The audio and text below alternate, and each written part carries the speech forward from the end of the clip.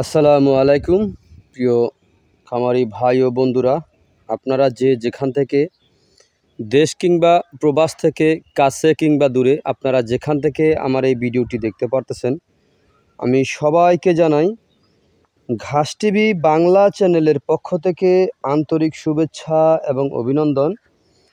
এই যে আমার সামনে কিছু ঘাস দেখতে পারতেছেন আপনারা, এটা হচ্ছে ইন্দোনেশিয়ার স্মার্ট নেপিয়ার ঘাস। এই ঘাসটা একবার রোপণ করলে কমপক্ষে 5 থেকে 6 বছর পর্যন্ত আপনি এই ঘাসটা কিন্তু খাওয়াতে পারবেন। আমার অনেক ভিডিও দেওয়া আছে। এই ঘাসের জমিটার বয়স প্রায় 3 বছর ওভার হয়ে গেছে। তো দেখেন তারপরও ঘাসগুলো কত সুন্দর। তো ওই যে দেখেন, আমি আরও প্রায় 1.5 বছর আগে এই ঘাস ক্ষেতের ভিতরেই আপনার এই যে সামনে একটা গাছ দেখতে পারতেছেন, এটা হচ্ছে লটকনের চারা রোপণ করেছিলাম এই ঘাস ক্ষেতের ভিতরে। তো দেখেন এই যে ঘাসগুলো দেখতে পারতেছেন, এই ঘাসগুলো কিন্তু খুবই ভালো, উন্নত জাতের, উন্নত মানের ঘাস।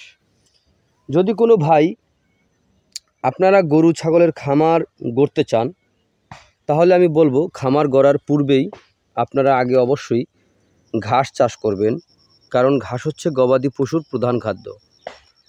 আগে যদি ঘাস চাষ না করেন তাহলে কিন্তু আপনি লসে পড়ে যাবেন, কারণ ঘাস হচ্ছে গবাদি পশুর একটি প্রধান খাদ্য। দেখেন, আমি একটি জিনিসই আমি আপনাদেরকে দেখাচ্ছি, একটি ঝোপে কি পরিমাণে ঘাস হতে পারে। এই দেখেন এখানে কি পরিমাণে ঘাস হয়েছে। দেখেন এক একটি ঝোপের ভিতরে প্রচুর পরিমাণে ঘাস হয়েছে। এই ঘাসটায় পাতা অনেক বেশি হয়ে থাকে। এই গাছটায় আপনার 22 থেকে 25% প্রোটিন রয়েছে।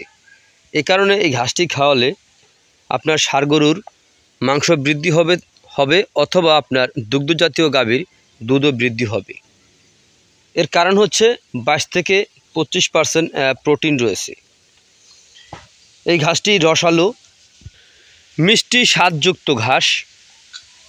তো এই ঘাসের যদি আপনারা পরিপক্ক কাটিং যদি আপনারা সংগ্রহ করতে চান, তাহলে আমার স্ক্রিনে দেওয়া নাম্বারে যোগাযোগ করবেন। আমরা এই ঘাসের কাটিং সারা বাংলাদেশে প্রতিটি জেলা উপজেলা এবং কি হোম ডেলিভারিও দিয়ে থাকি। চাইলে আপনি ঘরে বসেও এই ঘাসের কাটিং সংগ্রহ করতে পারেন। তো প্রিয় ভাই ও বন্ধুরা, আপনারা যে যেখান থেকে আমার এই ভিডিওটি দেখতে পারতেছেন, যদি আপনাদের কাছে আমার এই ভিডিওটি ভালো লেগে থাকে তাহলে আমার চ্যানেলটিকে সাবস্ক্রাইব করবেন, বেশি বেশি করে শেয়ার করবেন। তো আপনারা সকলে ভালো থাকবেন, সুস্থ থাকবেন।